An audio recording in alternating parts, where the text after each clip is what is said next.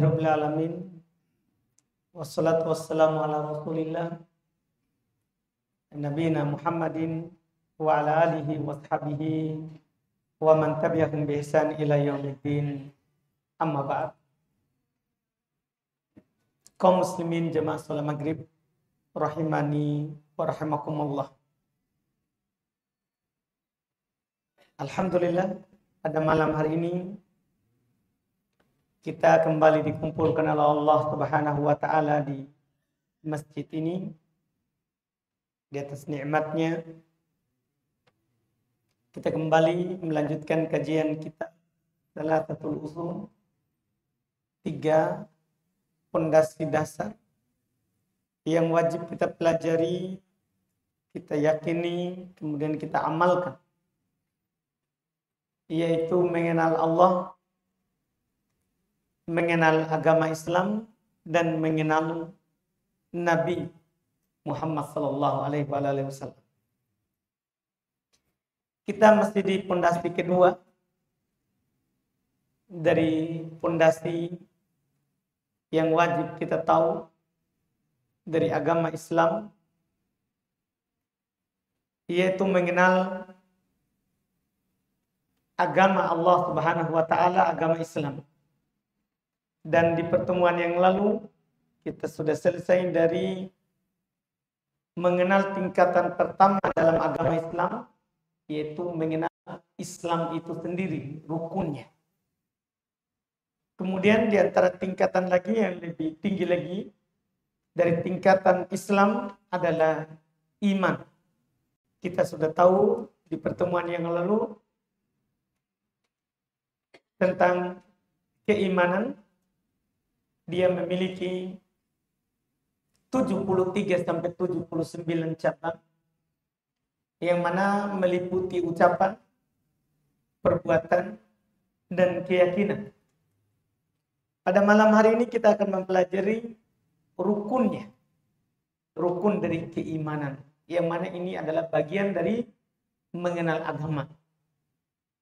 Alhamdulillah, rukun iman ini sama dengan rukun Islam, kita sudah kenal bahkan dari sekolah kita. Alhamdulillah, karena ini tidak boleh orang tidak tahu. Ini hal-hal yang wajib kita ketahui.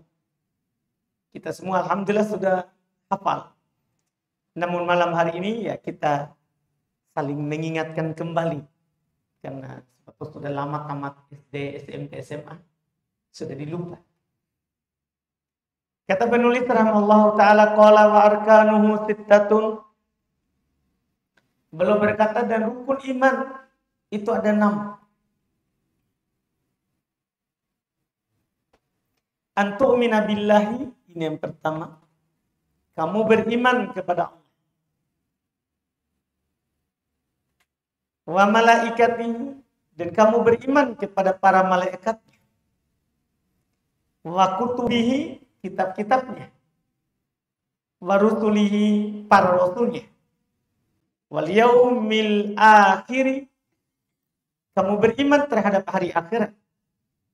Wa tu'mina bil qadri khairihi wa syarrihi, dan kamu beriman dan kamu percaya akan takdir Allah, baik ataupun buruknya.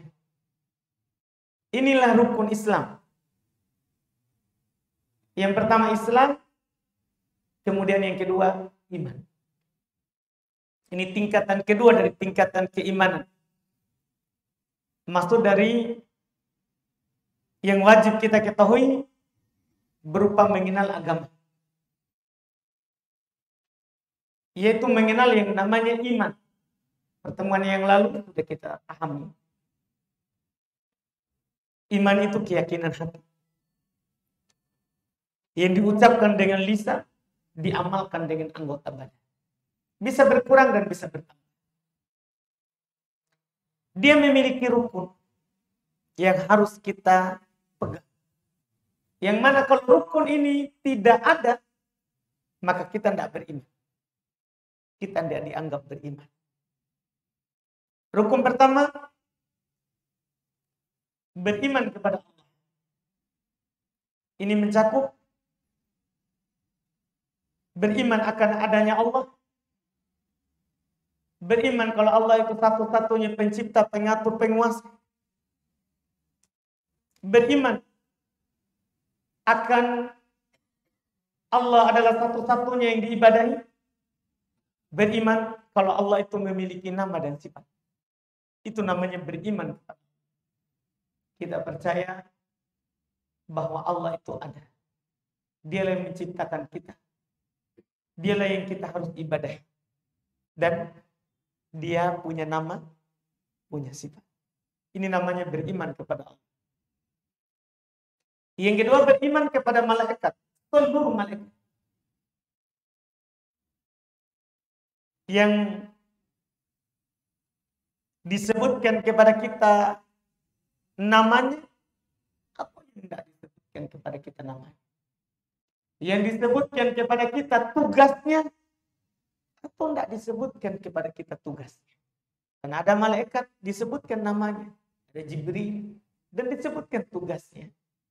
Bertugas sebagai Rasul Allah dari kalangan malaikat. Yang menghubungkan Allah dengan para manusia. Rasulnya di kalangan manusia. Ada di sana malaikat Mikail disebutkan kepada kita juga tugasnya. Dia diwakilkan untuk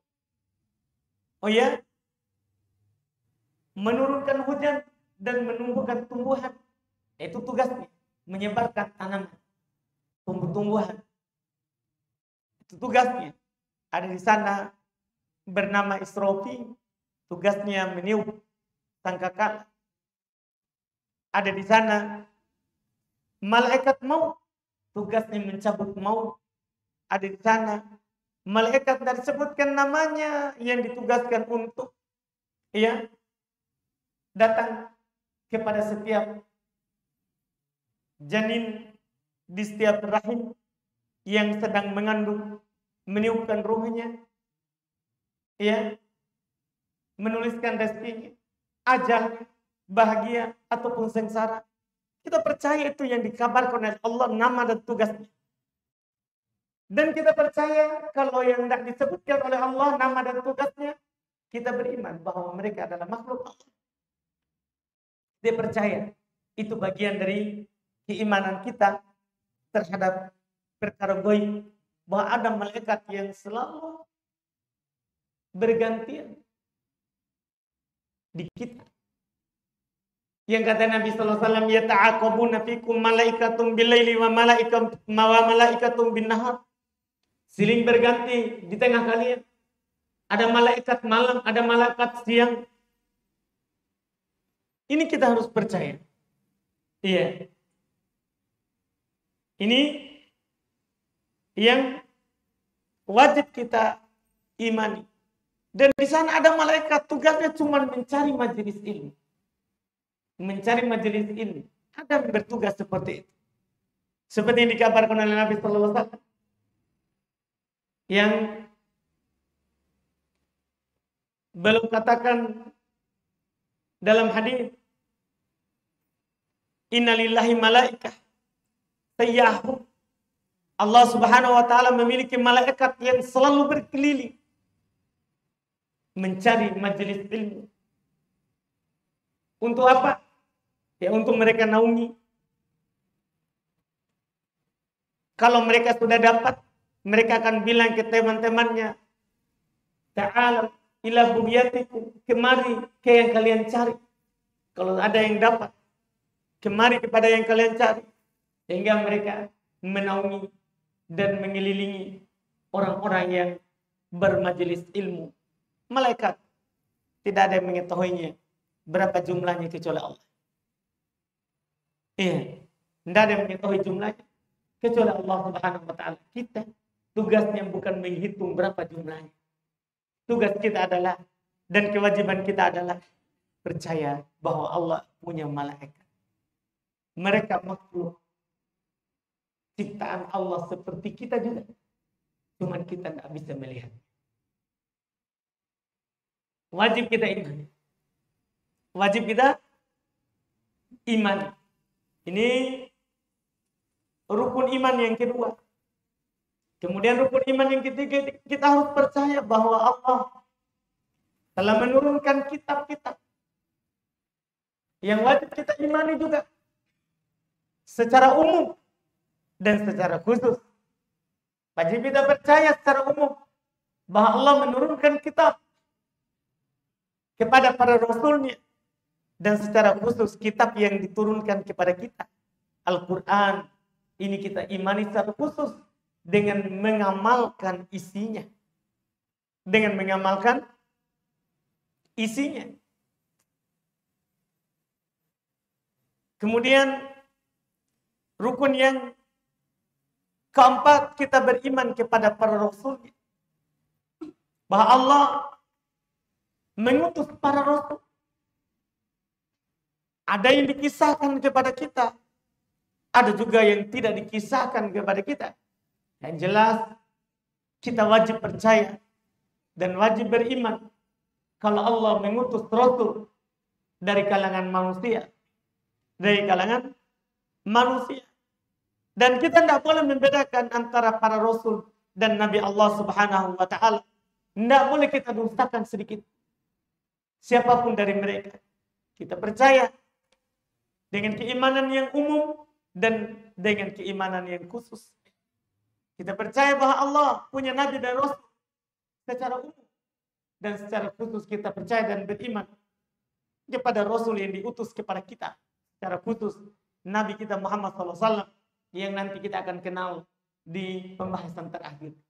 Mengenal Nabi. Mengenal Nabi. Di pondasi dan usul dasar yang wajib kita tahu nanti. Yang ketiga sebagai penutup dalam kitab ini, dalam tulisan ini. Kemudian rukun yang kelima, kita harus percaya tentang hari akhirat. Itu beriman terhadap apa yang terjadi setelah kematian. Mulai dari kubur. Ada namanya nikmat kubur, ada namanya azab. Sampai apa yang terjadi setelahnya. Kalau kita akan dibangkitkan dari kuburan kita, ketika nanti terjadi hari kiamat,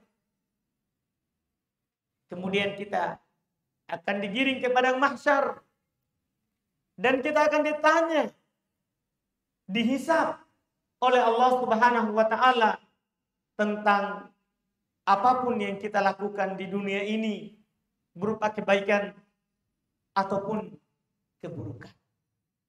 Itu kita harus yakini. Kita harus percaya. Dan Allah Subhanahu wa Ta'ala telah mengabarkan tentang hari kiamat ini, tentang adanya hari akhirat. Tentunya sangat banyak ayat-ayatnya di dalam Al-Quran. Kita bisa baca, nggak usah kita buka jauh. Kita bisa baca di surah Al-Baqarah. Iya, di halaman pertama sudah ada namanya keimanan terhadap hari akhirat. Apa ayat? Alif Lam Mim. Banyak orang hafalin. Dzalikal kitab la raiba fi hudal lil muttaqin. Terus alladzina yu'minuna. Hilang semua hafalan. Alladzina yu'minuna bil ghaibi wa yuqimuna shalah wa mimma razaqnahum yunfiqun. Baik. Terus walladzina yu'minuna bima unzila ilaik. Terus wa ma unzila min qablik. Terus nah, ini yang kita mau. Karena yang tadi itu sudah disampaikan. Kalau dari awal kan beriman terhadap perkara gaib. Ini terakhirnya. Terus apa terakhir tadi? Wabil akhirati. Apa? Apa Pak Iman? Wabil akhirati hum yuqinu. Gitu. Kita sudah hafal semua ini. Ini di halaman pertama. terhadap hari akhirat. Mereka percaya dan yakin. Ini orang yang beriman. Inilah orang yang beriman. Mereka percaya akan adanya hari akhirat. Dan awal akhirat itu kubur. Di sana ada kelompok golongan yang mengingkari yang namanya adab kubur, nikmat kubur. Ada di sana. Ini berarti dia tidak percaya rukun iman. Yang kelima, ini dianggap kafir. Kelompok ini dianggap kelompok kafir. Kalau dia ucapkan itu di atas ilmu, sudah sampai kepadanya Quran. Iya, karena beriman terhadap apa yang terjadi setelah kematian, itulah namanya beriman terhadap hari akhirat. Iya, apalagi terkait dengan mulai dari alam kubur. Yang Nabi SAW telah kabarkan hal tersebut, bahwa ada yang namanya alam barzakh, dan itu adalah awal dari negeri akhirat. Apa yang terjadi setelahnya, setelah kita meninggal sampai kita dibangkitkan oleh Allah, sampai surga dan neraka, itu semuanya beriman terhadap hari akhirat. Semuanya itu adalah beriman terhadap hari akhirat. Ini rukun iman yang kelima. Kemudian yang keenam, kita beriman terhadap takdir. Bahwa seluruh yang terjadi di alam ini, alam atas ataupun alam bawah, langit ataupun bumi, semua itu di atas takdir dari Allah. Tidak ada yang terjadi secara tiba-tiba tanpa ketentuan. Tidak ada. Kata Allah Subhanahu wa taala, "Ma asaba min musibatin fil ardi wala fi anfusikum illa fi kitab." Tidak ada yang menimpa kalian di muka bumi ini ataupun pada diri kalian kecuali itu sudah tercatat dalam takdir. Baik ataupun buruknya. Kita harus percaya bahwa itu Allah tahu. Itu Allah tulis. Itu Allah kehendaki. Dan itu Allah ciptakan dan ada. Kita dan perbuatan kita, itu takdirnya Allah. Itu ciptaannya Allah. Itu kita harus percaya. Perbuatan kita bukan kita yang ciptakan sendiri. Tapi Allah. Siapa yang berkata bahwa perbuatannya adalah buatannya sendiri, bukan buatannya Allah, ini berarti mengingkari takdir. Iya, mengingkari yang namanya Quran. Mengingkari yang namanya Al-Quran. Karena Al-Quran telah menjelaskan bahwa apapun yang kita dapati dalam kehidupan dunia ini, itu semuanya Allah telah tulis. Allah telah tentukan. Kita bisa lihat bagaimana hadis Ibnu Mas'ud, Nabi SAW menceritakan bagaimana kita di dalam perut ibu kita. Mulai di situ kita dicipta. Dari mani, kemudian menjadi darah, kemudian menjadi daging. Kemudian saat usia 4 bulan, yaitu genap 3 kali 40 hari, maka datang malaikat meniupkan ruh, baru mulai bergerak. Kalau sudah berusia 3 kali 40 hari. Ditiupkan ruh, di situ mulai bergerak itu dalam perut. Sebelumnya tidak bergerak. Ditiupkan ruhnya. Ditulis rezekinya. Ditulis ajal. Dia orang yang bahagia atau orang yang akan sengsara. Ditulis semuanya. Ini takdir namanya. Ketika Nabi juga katakan awwalu ma khalaqallahu al-qalam. Yang pertama sekali yang Allah ciptakan adalah pena. Allah berkata kepadanya, tulis. Dia bilang, wa ma'aktub, apa yang harus saya tulis? Dia katakan kepada Allah. Allah katakan kepadanya, uktub ma huwa kain ila yaumil qiyamah. Tulis apa yang akan terjadi sampai hari kiamat. Jadi sudah tercatat. kita akan lahir tahun berapa dan meninggal tahun berapa. Sudah tercatat semuanya. Itu dicatat, ditulis sebelum diciptakan langit dan bumi. Karena awal yang Allah ciptakan adalah pena. Bukan Nur Muhammad, Pak Haji. Terus. Ya, kan di sana ada orang bilang awal yang Allah ciptakan Nur Muhammad. Atau ada yang bilang Muhammad itu dicipta dari cahaya, dari nur. Itu hanya khurafat, tidak ada dalilnya. Itu hanya cerita-cerita palsu. Nih, bertentangan Nabi sendiri yang bilang, masa Nabi dustakan sendiri. Awal yang Allah ciptakan adalah pena. Kemudian disitulah ditentukan segala sesuatu yang akan terjadi. Iya. Di sana ada khurafat bahwa alam semesta ini diciptakan dari Nur Muhammad. Mana ada? Iya. Tidak ada dalil begitu. Itu hanya cerita dongeng saja. Tidak ada dalil Quran, tidak ada dalil hadis. Memang Nabi Muhammad itu nur, tapi bukan dicipta dari nur. Belum nur maksudnya yang belum bawa. Allah katakan, ma kunta tadri mal kitab walal iman. Kamu sebelumnya tidak tahu apa itu kitab, apa itu iman. Kecuali setelah Allah wahyukan kepadanya, Nabi tidak bisa membaca, tidak bisa menulis. Nabi itu. Iya. Tapi Allah kasih beliau cahaya.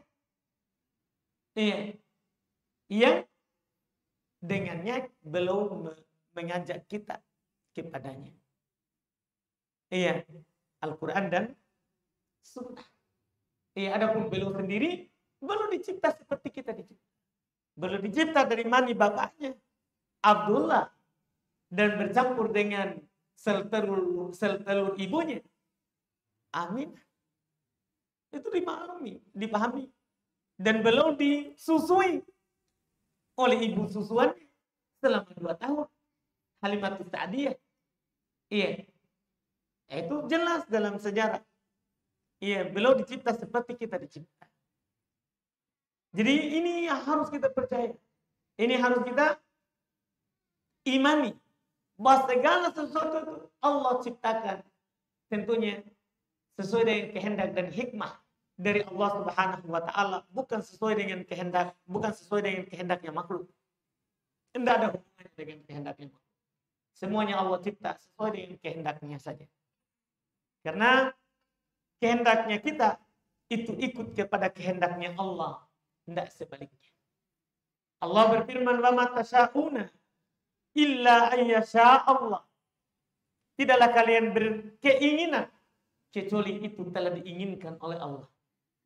Kalau kalian punya keinginan tentang sesuatu, itu Allah telah tentukan. Kalau Allah inginkan itu terjadi, pasti terjadi yang kita inginkan. Tapi kalau Allah tidak inginkan, tidak mungkin terjadi apa yang kita inginkan. Ini namanya beriman terhadap takdir. Kita yakini bahwa segala sesuatu itu adalah diinginkan oleh Allah. Tidak ada yang keluar dari keinginan Allah sedikit pun. Iya, sedikit pun. Makanya walaupun kita ingin, tapi kalau Allah tidak inginkan, maka tidak mungkin terjadi. Tapi kalau kita tidak ingin, tapi Allah inginkan, pasti terjadi. Walaupun kita tidak mau. Dan banyak hal yang membuktikan ini. Banyak sekali. Iya. Ada hal yang mungkin nampak jelas. Iya. Dan ada hal yang bisa kita rasakan. Tidak lihat kita tidak lihat dari orang lain, tapi kita rasakan dalam diri kita sendiri. Ini nampak misalnya ada orang menikah, dia ingin punya anak, tapi Allah tidak inginkan, dia tidak punya anak. Kan? Iya. Sesuai dengan keinginan Allah. Ada di sana orang tidak menikah, tapi punya anak. Itu masalah. Iya. Itu semua diinginkan oleh Allah. Iya, walaupun dia tidak ingin. Tapi Allah inginkan. Bahkan saya tertarik dengan apa yang disebutkan oleh Syekh Ibnu Utsaimin rahimahullah. Bukti bahwa walaupun kita tidak ingin, tapi kalau Allah ingin itu pasti terjadi. Beliau contohkan kadang badan kita itu getar sendiri. Bergetar sendiri. Kita enggak ingin, tapi dia bergetar sendiri. Mungkin pernah kita rasakan. Ya tiba-tiba bergetar begitu. Sendiri. Kita enggak inginkan. Apa namanya itu kita? Kerang. Bukan. Allah sepanjang. Bukan kerang. Tapi tiba-tiba kita bergerak. Tanpa kita inginkan. Ini dalil sebenarnya yang paling ringan yang disebutkan oleh Syaikhul Utsaimin. Bahwa ada sesuatu ini di dalam kehidupan dunia ini, walaupun kita tidak ingin, kalau Allah inginkan pasti jadi. Pasti jadi. Ada sesuatu kita ingin, tapi Allah tidak takdirkan, tidak inginkan, tidak jadi. Ini menunjukkan bahwa pelajaran besar bagi kita, bahwa kita harus percaya kepada takdir. Harus kita percaya kepada yang namanya. Ini keimanan. Rukun iman yang ke-6. Inilah dibilang rukun iman. Kalau kita percaya semua ini, maka kita namanya mukmin. Kalau kemarin kita namanya muslim. Kalau kita bersyahadat, sholat, zakat, puasa, haji kalau mampu, itu baru muslim. Itu baru apa? Muslim. Kemudian kalau kita lanjutkan dengan 6. Kita beriman kepada Allah, percaya kepada Allah. Ini keharusan dari syahadat kita yang pertama. Jadi rukun iman sama rukun Islam ada kepercayaan kepada Allah. Karena ini tidak boleh hilang. Kita percaya kepada Allah, percaya kepada malaikat, percaya bahwa Allah telah turunkan kitab, percaya bahwa Allah telah utus rasul, percaya terhadap hari akhir, bahwa itu semua akan terjadi, akan adanya surga dan neraka. Kemudian kita percaya akan takdir. Maka kita namanya mukmin. Kita namanya mukmin. Beda itu muslim dan mukmin. Tidak semua muslim mukmin. Tapi kalau seorang sudah mukmin, pasti dia muslim. Karena Allah bedakan mereka di dalam Al-Quran. Disebut pisah. Innal muslimina wal muslimati wal mu'minina wal mu'minati. Itu disebutkan. Tingkat pertama itu muslim. Laki-laki dan perempuan. Naik mukmin. Laki-laki dan perempuan. Kan lebih tinggi. Lebih tinggi. Nanti kita akan dapat hadis. Insya Allah ada hadis panjang nanti. Kita akan ambil yang belum sebutkan. Setelah rukun agama yang ketiga, ihsan. Nanti ada dalil bahwa Islam, kemudian iman, kemudian ihsan. Kemudian ihsan. Ini rukun dari rukun keimanan.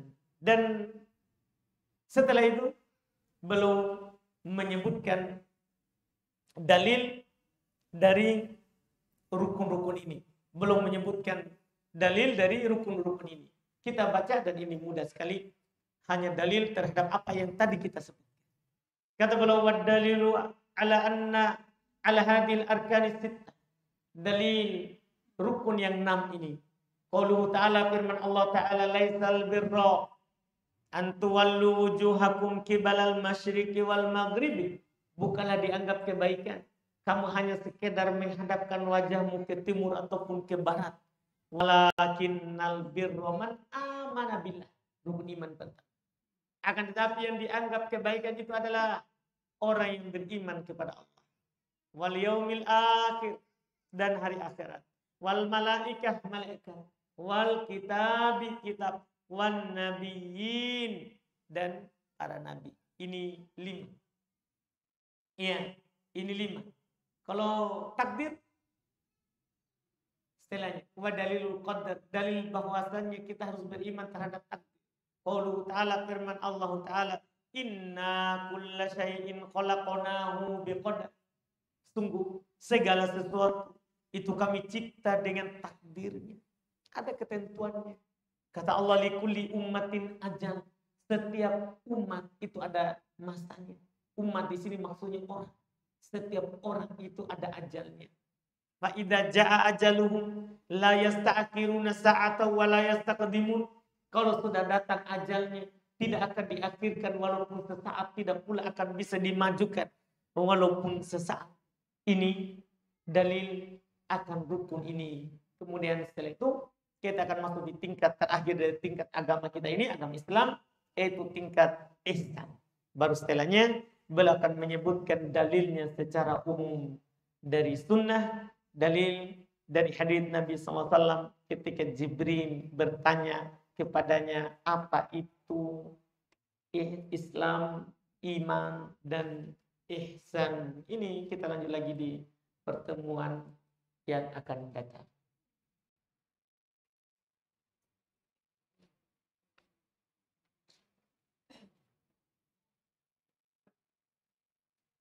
Kalau ada pertanyaan, silakan.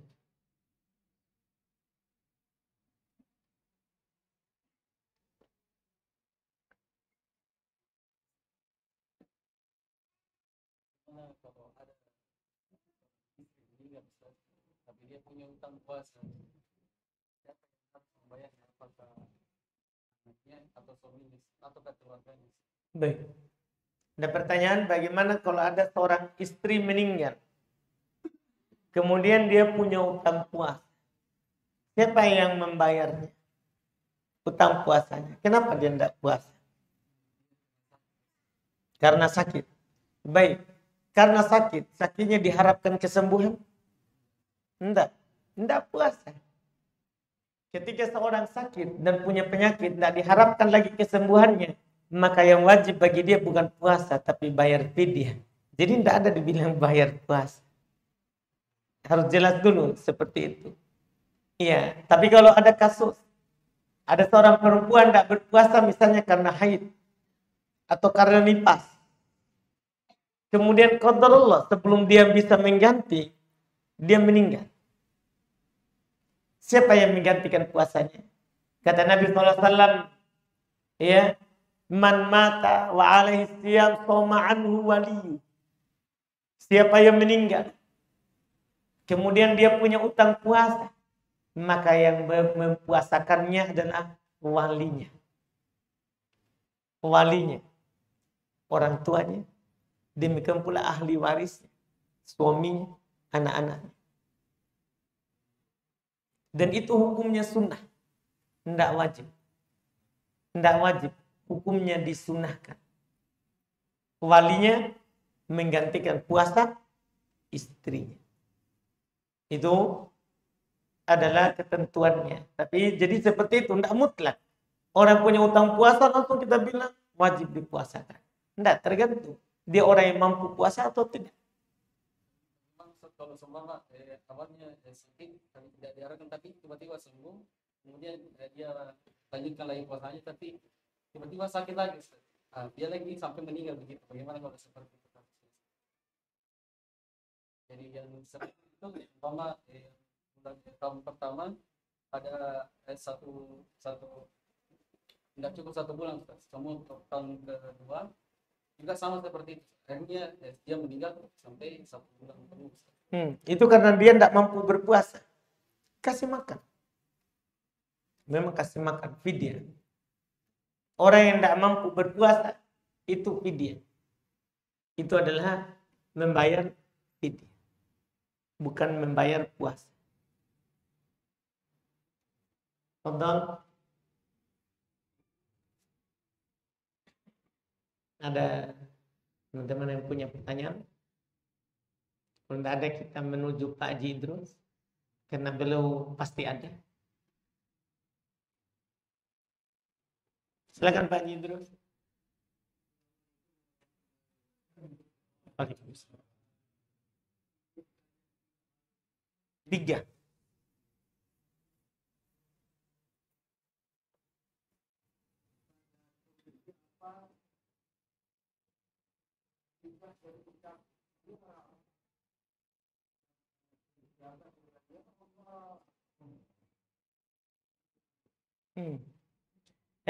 Kebanyakan doa itu, kalau doa masalah, ya Rob.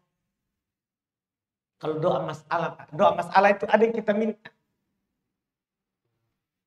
Nih, kita bilang ya Rob. Ada yang kita minta dari kebutuhan tak. Maka dibilang ya Rob. Iya. Nah, kalau doanya adalah pengagungan, kecintaan, itu rata-rata ya Allah. Pujian kepada Allah, semuanya pakai Allahumma. Pakai Allahumma. Seperti itu. Itu secara umum. Walaupun boleh. Karena Allah katakan dalam Al-Quran, walillahil asma'ul husna fad'uhu biha. Allah itu memiliki nama-nama yang indah. Berdoalah dengan menggunakan. Boleh, tidak apa-apa kita Allahumma atau yang lain. Tapi para nabi dan para rasul Allah, kebanyakan doa mereka pakai Rob. Pakai nama Rob. Silakan Pak.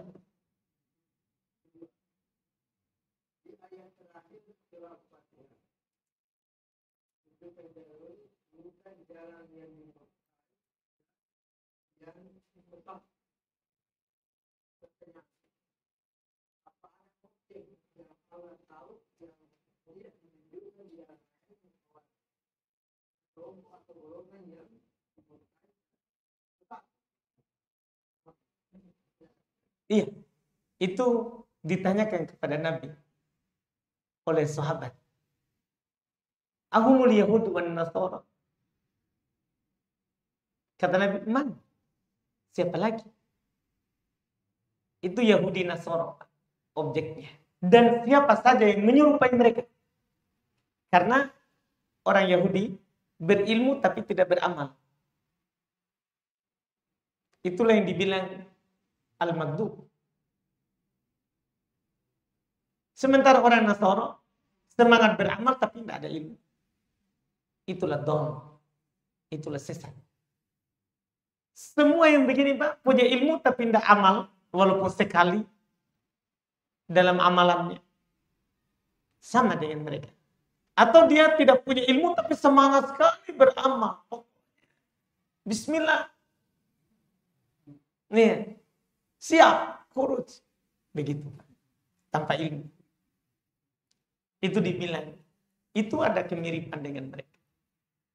Ini yang di sini. Di sini, itu yang dikatakan oleh Nabi SAW. Ketika ditanya, siapa lagi kalau bukan mereka? Itu objeknya. Nabi yang bilang. Dan semua yang mirip dengan mereka. Dari umat ini.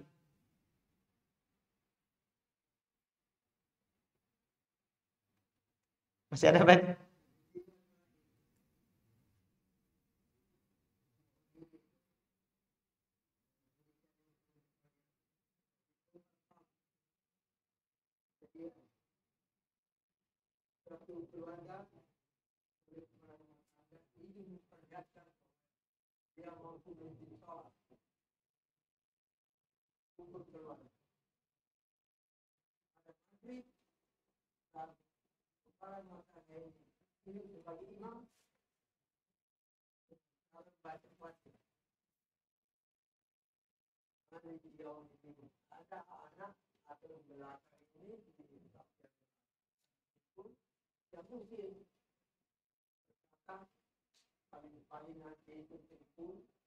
Hmm.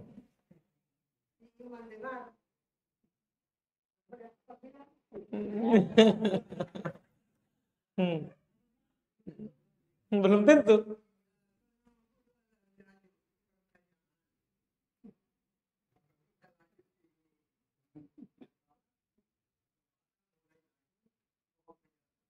Baik, Masya Allah. Kejadian nyata itu Pak. Oh. Kita jadi bukan Ji. Baik. Tergantung Mbak. Kalau itu spontan, dia tidak sadar, sah sholat. Dia tidak sadar. Anaknya bilang, paling trikul sebentar Bapak. Langsung dia bilang, belum tentu. Spontan Pak, spontan. Tidak sadar, ternyata dia lagi baca Al-Fatihah. Tidak apa-apa dia lanjut. Tidak batal sholat. Tapi kalau sengaja, batal sholat. Kalau dia sudah tahu itu syaratnya. Kalau dia sudah tahu tidak boleh berbicara di sholat, kemudian dia berbicara, batal. Tapi kalau dia tidak tahu, bahwa ternyata dalam sholat tidak boleh berbicara, tidak batal. Karena pernah terjadi, Pak, sebelum para sahabat tahu bahwa tidak boleh berbicara. Karena sebelum turun ayat, waqumu lillahi qanitin, berdirilah sholat karena Allah dalam keadaan kunut, dalam keadaan taat. Di situ para sahabat tidak ada yang berbicara sama teman. Tapi sebelum itu ada kejadian, ya, di sholat bersama Nabi SAW, belum imam, ya, ada salah satunya bersin. Dia bersin, diajar oleh Nabi SAW untuk mengatakan Alhamdulillah.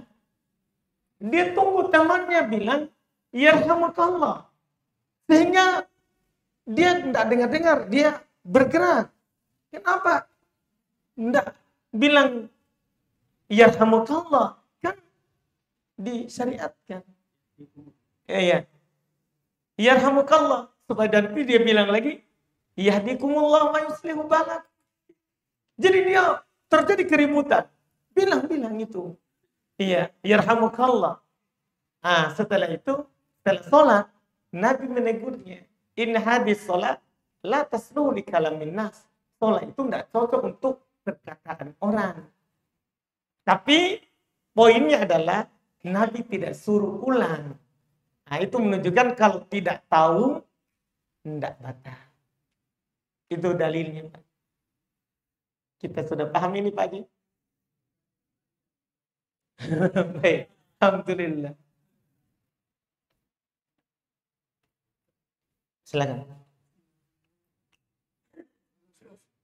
Bisakah parkir karcis diganti dengan jalan kaki, Ustaz? Biasa pada masuk dari parkir ini jalan. Bagaimana, Ustaz? Tidak apa-apa. Jadi Tapi jangan nanti kalau hilang helm tak.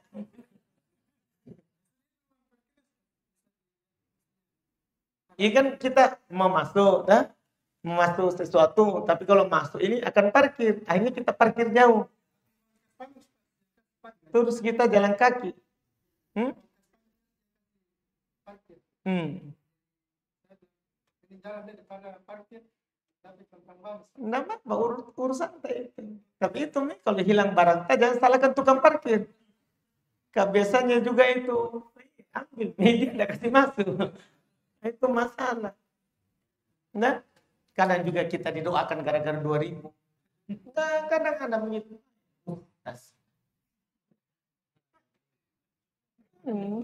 Gimana, Adik? Apa dia bilang, Us?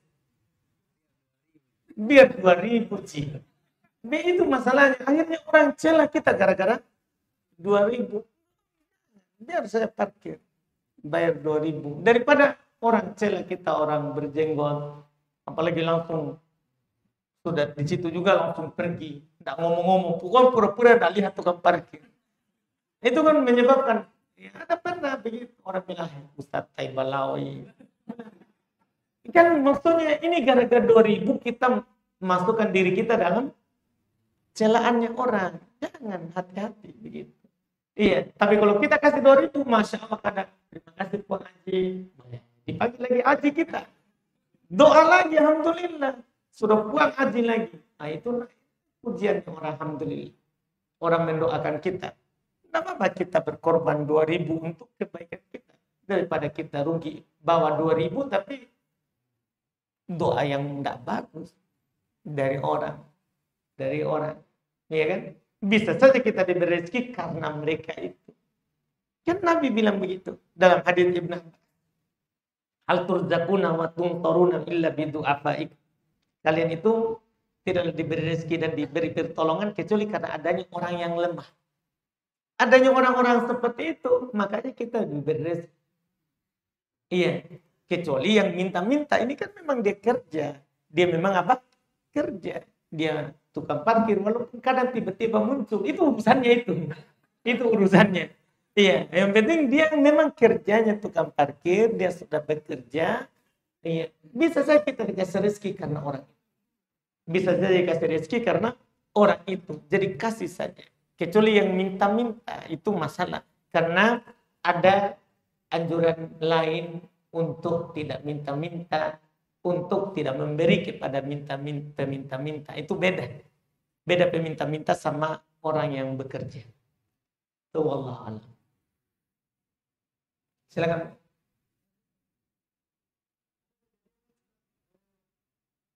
Awalnya itu orang dirasakan miskin, tetapi karena dia selalu sakit, dia katakan dirinya bahwasanya dia tidak cukup jadi miskin, jadi dia pasti merasa setelah berjalan waktu dia merasa sakit, setelah dia berobat bisa disampaikan kepada tempat yang berobat bahwasanya ucapkan bahasa Al-Quran untuk ucapkan salah satu ucapkan itu alhamdulillah dia sembuh.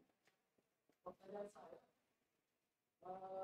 bagaimana hukumnya orang yang non-muslim itu mengucapkan seperti itu, terus jika dia berikutnya si yang sembuh ini dia ingin bertanya banyak tentang Islam, bagaimana hukumnya itu seorang yang memberikan penjelasan kepada dia dalam tersebut, bagaimana kita menyikapi orang-orang yang seperti itu? Tidak apa-apa, kita jelaskan. Jelaskan Islam. Sebetulnya kita jadi sebab hidayah. Tidak masalah. Jangan usah kita cari masa lalu. Sampaikan kepadanya Islam. Kata Nabi SAW kepada Ali, La iyahdiyakallahu rajulan wahidan, la iyahdiyallahu bika rajulan wahidan, khairun laka min humrin na'am. Kalau Allah memberikan hidayah kepada seorang karena sebabmu, itu lebih baik bagimu daripada onta merah, harga yang paling berharga di waktu itu. Jadi sebab hidayah. Nggak usah pikirkan, ini orang sebelumnya sudah keluar Islam, ayah siapa suruh, nggak usah kuajarkan. Nah, hidayah. Kalau kita menjadi sebab dia masuk Islam, itu yang terbaik untuk kita.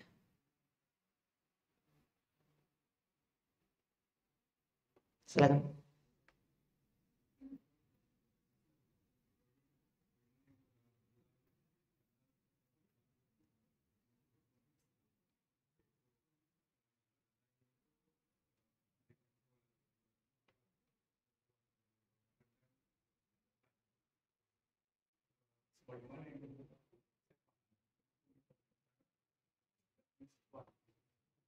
Bagaimana kalau misalkan salah satu dari dilaksanakan, apakah tegak Islamnya atau batal keislaman? Seperti misalkan kan jelas kalau dia tidak sadar dia bukan muslim.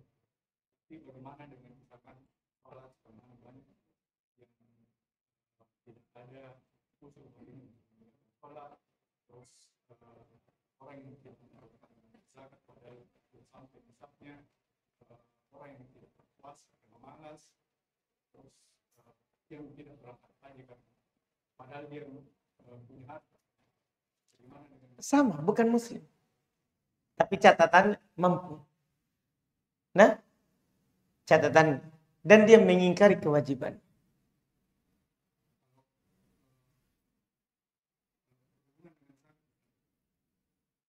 misalkan dia tidak sampai makanya ini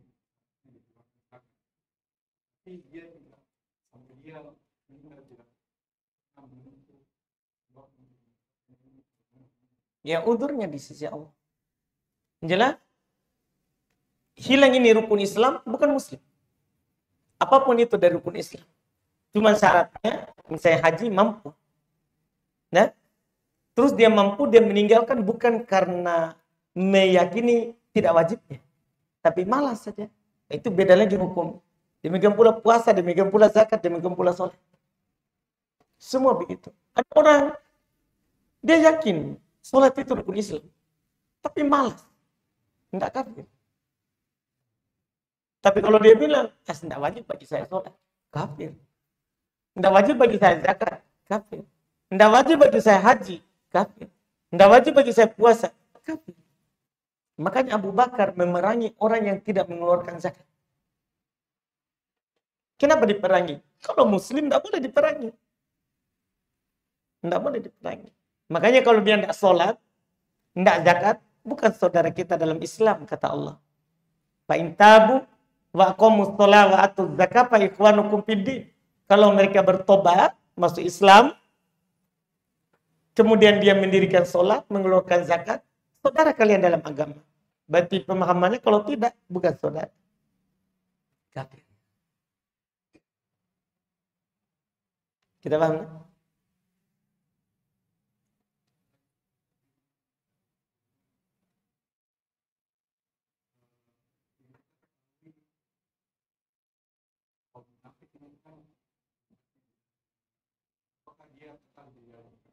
Munafik kekal fiddarkil asfali minan nar, berada di posisi paling bawah dari neraka. Kekal munafik. Tahu munafik tahu? Dia hanya menampakkan keislaman, meyakini kekafiran. Kafir, dia lebih kafir daripada kafir, di paling bawah dari neraka. Itu munafik.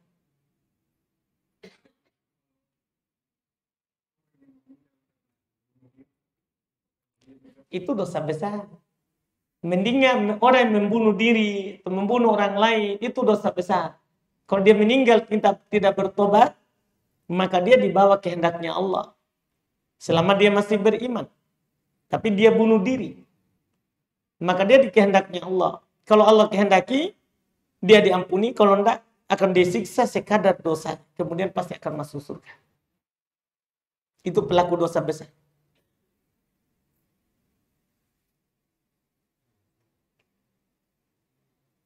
Nah, baik. Kita cukupkan, alhamdulillah. Insyaallah kita lanjut lagi di pertemuan akan datang. Subhanallah. Asyhadu an la ilaha illa anta astaghfiruka wa atubu ilaik. Assalamualaikum warahmatullahi wabarakatuh.